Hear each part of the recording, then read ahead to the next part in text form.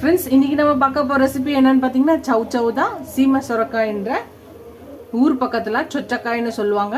இந்த பொரியலை எப்படி செய்யலான்னு பார்க்கலாம் வாங்க. ஃப்ரெண்ட்ஸ், இன்றைக்கி இந்த சவ் சவ் வச்சு தான் நம்ம ஒரு ரெசிபி செய்ய போகிறோம்.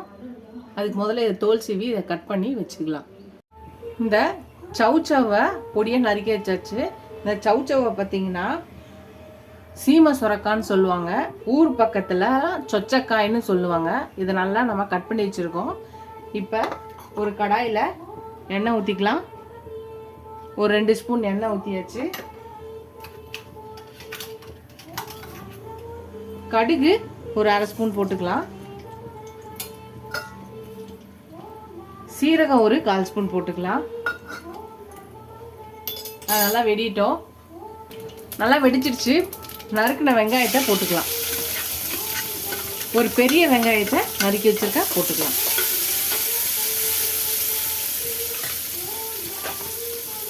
கொஞ்சம் கருவேப்பிலை போட்டுக்கலாம். இப்போ இதை நல்லா மிக்ஸ் பண்ணிட்டு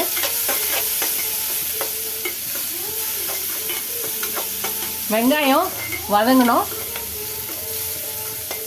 இப்போ வெங்காயம் வதங்கிடுச்சு. இப்போ நம்ம கட் பண்ணி வச்சிருக்க இந்த சொச்சக்காய்ன்ற சீமை சுரக்காய் போட்டுக்கலாம். இது இப்போ கலந்துக்கலாம்.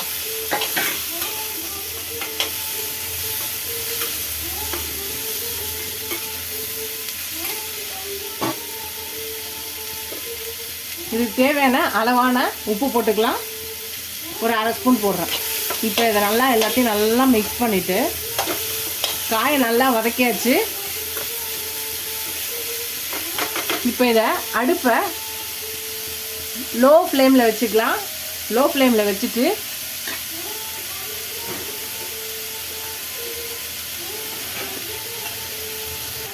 இப்போ தட்டு போட்டு மூடிடலாம். இதில் தண்ணிலாம் ஊற்றக்கூடாது, அதிலே நீர் சத்து இருக்குது. அதனால் லோ ஃப்ளேமில் வச்சு அதிலே வேகணும். அது வேகத்துக்குள்ளே ஒரு மசாலா அரைச்சிக்கலாம். ஒரு மிக்ஸி ஜார் எடுத்துக்கலாம். ஒரு 2 பத்து தேங்காய் எடுத்துக்கலாம், கட் பண்ணி போட்டுக்கலாம். ஒரு 2லேருந்து 3 காஞ்ச மிளகாய் போட்டுக்கலாம். ஒரு 1/2 ஸ்பூன் சீரகம் போட்டுக்கலாம். ஒரு 1/4 ஸ்பூன் மஞ்சத்தூள் போட்டுக்கலாம். இப்போ நல்லா பேஸ்ட் நல்லா இதை தூளாக அரைச்சி எடுத்துகிட்டு வந்துடலாம். தண்ணி ஊற்றி அரைக்கக்கூடாது. தூள் பண்ணி எடுத்துகிட்டு வந்தாச்சு. இந்த மாதிரி குறைன்னு அரைச்சி எடுத்துகிட்டு வந்தாச்சு. இப்போ இந்த மூடி எடுத்துடலாம். இந்த சீமை சுரக்காய் சவ் சவ் நல்லா வெந்திருக்கணும். ஒரு 3/4 வெந்தோடனே இதை நம்ம தூள் பண்ணி வச்சுருக்க இதை போட்டுடலாம். இந்த சவ் சவ்வை இப்போ இருக்க இளைஞர்களோ பெண்களோ இந்த சவ் சவ்வை விரும்பி சாப்பிட்றது கிடையாது. அவங்களாம் எல்லாரும் கண்டிப்பாக இதை சாப்பிடணும். இது உடம்புக்கு ரொம்ப நல்லது. மருத்துவ குணம் நிறைய இருக்குது அதில். அதுவும் குறிப்பாக பெண்களுக்கு இது ரொம்ப நல்லது. உங்களோட போன் ஹெல்த்தியாக இருக்கணும்னு நினச்சிங்கன்னா இந்த சவ் சவ்வை அப்பப்போ செஞ்சு சாப்பிடுங்க.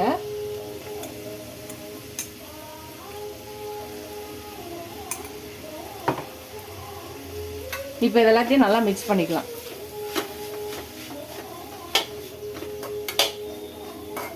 இப்போ இருக்கவங்களுக்குல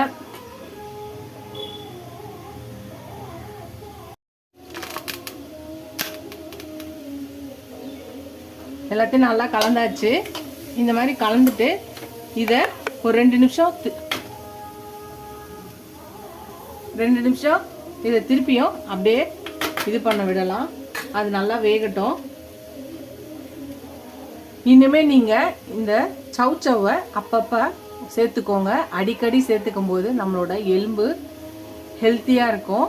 ஸோ அதனால் நீங்களும் சாப்பிட்டு உங்கள் ஃபேமிலியில் இருக்கவங்க எல்லாருக்கும் கொடுக்கும்போது உங்களோட இனிமேல் நீங்கள் அடிக்கடி இந்த சவ் சவ்வை சாப்பிட ட்ரை பண்ணுங்கள். கண்டிப்பாக உங்களோட போன் ஹெல்த்தியாக இருக்க இது ஹெல்ப் பண்ணும். இது 2 நிமிஷம் வெந்தோடனே இறக்கிடலாம். அதுதான் 2 நிமிஷம் ஆயிடுச்சு. இது எடுத்துடலாம். அதுதான் ஃப்ரெண்ட்ஸ், நம்மளோட சவ் சவ் பொரியல் ரெடி ஆயிடுச்சு. நீங்களும் இந்த அதுதான் ஃப்ரெண்ட்ஸ், நம்மளோட சவ் சவ் பொரியல் ரெடி ஆயிடுச்சு. எப்பயும் ஒரே மாதிரி செய்யாமல் இந்த மாதிரி செய்யுங்க. இது சாப்பிடும்போது டிஃப்ரெண்ட்டாகவும் இருக்கும், ஹெல்த்தியாக கொடுத்த மாதிரி இருக்கும், நம்மளோட போனும் ஹெல்த்தியாக இருக்கும். ட்ரை பண்ணி பாருங்கள். ட்ரை பண்ணி பார்த்துட்டு எப்படி இருக்குன்னு சொல்லுங்கள். இதோட அடுத்த ரெசிபியில் பார்க்கலாம். டாடா பாபா ஃப்ரெண்ட்ஸ்.